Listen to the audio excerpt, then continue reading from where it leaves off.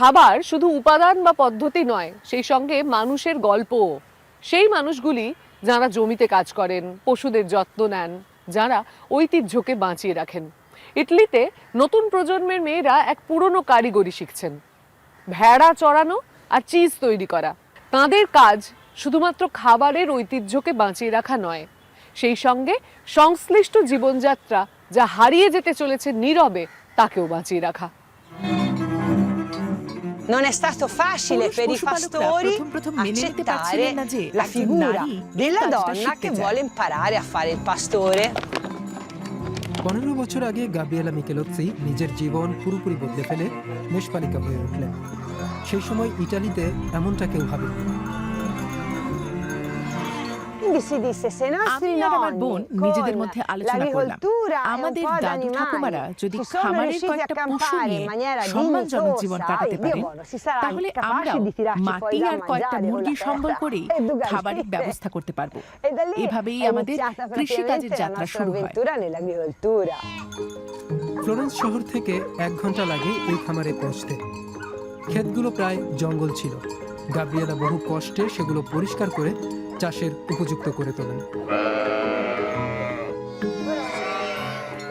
তার উপর পুরুষ সহকর্মীদের বাধায় কাজটা আরো কঠিন হয়ে উঠেছিল।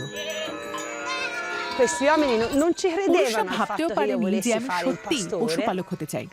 শুরুর দিকে আমি ওদের কাছে গিয়ে জিজ্ঞাসা করেছিলাম কেউ আমাকে সাহায্য করবে কিনা, বা জন্তু জানোয়ার দেখভাল করা শেখাবেন কিনা, কিন্তু কেউ সাহায্য করে না। তবে এখন ওদের চিন্তা ভাবনা পাল্টেছে। এখন সবার কাছে আমি মহিলা রাখাল গ্যাব্রিয়েলা বলে পরিচিত।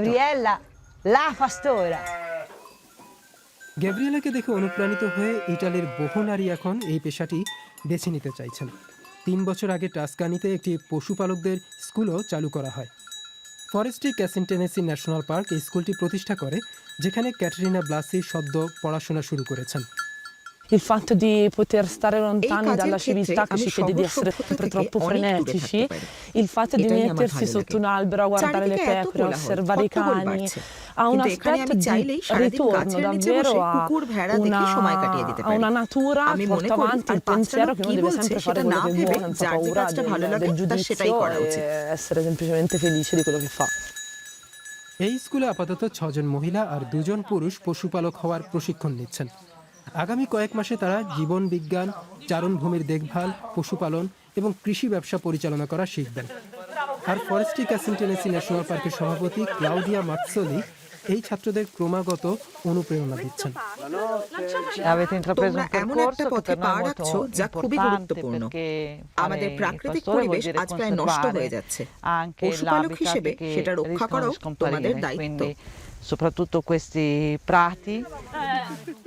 ইটালির বিভিন্ন পাহাড়ি গ্রামগুলোর তরুণ তরুণীরা শহরে চলে যান সুযোগের অভাবে, যাতে ভবিষ্যৎ প্রজন্ম গ্রামে থেকেও কাজ এবং উপার্জন করতে পারে। সেই আশায় এই স্কুল ছাত্রদের চিজ বানানো শেখায়। গ্যাব্রিয়েলা আগামী প্রজন্মের জন্য নিজের অভিজ্ঞতা থেকে কিছু পরামর্শ দিলেন।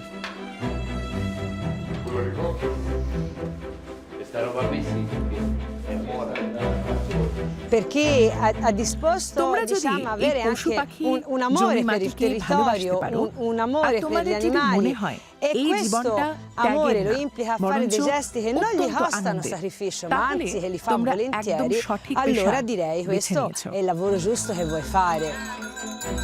নিজের জীবনের শুরুতে গ্যাব্রিয়েলা অভিজ্ঞ পুরুষ পশুপালকদের বাধার মুখে পড়েছিলেন, কিন্তু তিনি আজ অভিজ্ঞ পশুপালক হয়ে নতুন প্রজন্মের পাশে দাঁড়ান।